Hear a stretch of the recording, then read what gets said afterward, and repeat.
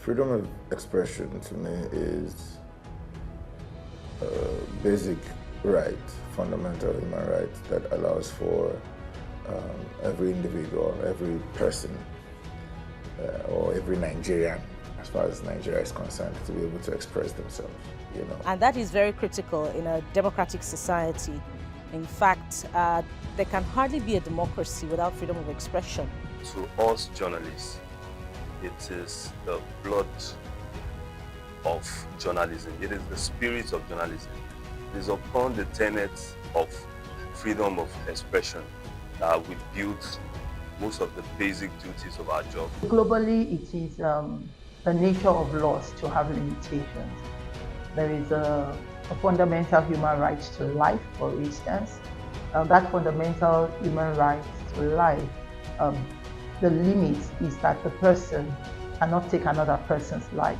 So the moment you threaten another person's life and take another person's life, you have gone beyond the limits of the law to life, the right to your life.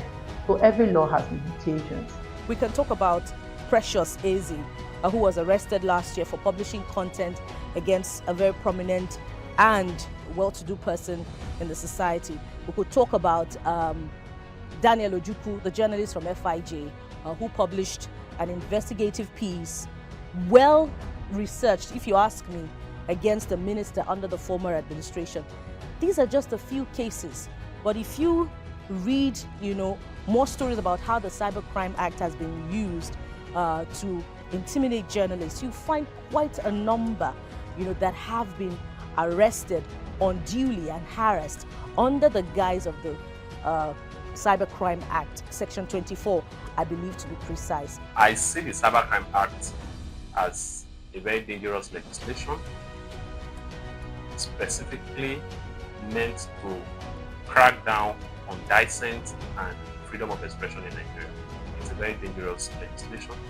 Even the social media regulation bill is an attempt to crack down and clamp down on critics, on activists, on freedom fighters who use their voice to demand for a change in society. I feel generally most people don't feel free to express themselves because, like for instance, I'll give you an instance, like something is going on where maybe your right is being trampled, or maybe your right to, maybe you paid for a rent and your services, by the time you get to the hostel or something, the things that they're giving you is lower than what you paid for the agreement. Most times people keep quiet, and I'm saying this especially for girls, because I stay in a girls' hostel and people just keep quiet about it, or even if they talk, they're always scared that if they push me out of here, now where will I stay? People don't really express themselves because of the consequences that come from expressing yourself, especially when you are not the one in power with the higher bargain. So yes, people don't feel free.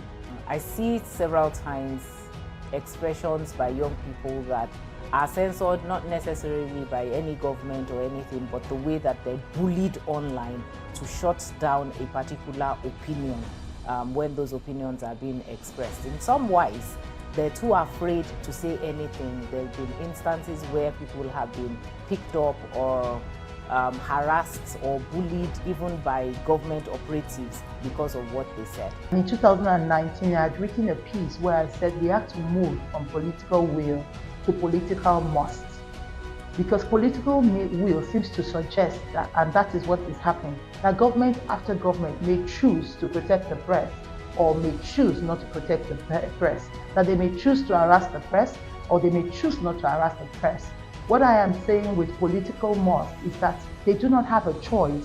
If you are government in a democratic society, it is a must that you protect the press. To protect them is for us, first of all, to respect the human rights agenda that the nation is also part of, signatories to. ACHR, for instance, the African Charter on People's Rights is one of the human and people's rights is one of the policies or rules that government has signed on to, and respect for that ensures that everyone has freedom of expression or speech. I've experienced trolls based on comments, made, views aired amid unrest, particularly during the NSAS protest. Of course, you can say silly things and you can use words that, of course, I would not like. But it would never make me intimidated. As a matter of fact, how I usually address it is when I'm in the mood, I give it to you, we give it to ourselves, bumper to bumper.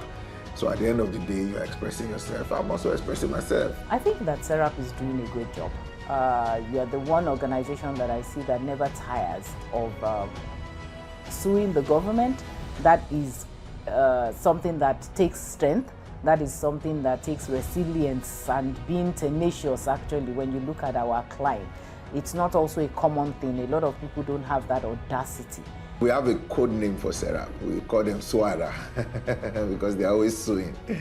SERAP is always suing, or you hear this, oh, they've sued this politician, they've sued the government, they've sued that one, they've sued this one. So before I even knew anything about SERAP, I've been hearing SERAP sued Buhari that time. SERAP did this, SERAP did that. Like a number of cases where SERAP has gone beyond. SERAP is an organization that the Wole Soyinka Center for Investigative Journalism has worked from the beginning, and we are the work that they do, especially in holding government accountable and in ensuring that the laws are known by people.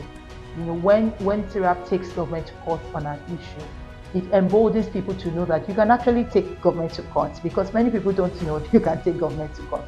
People feel like, oh, government is untouchable.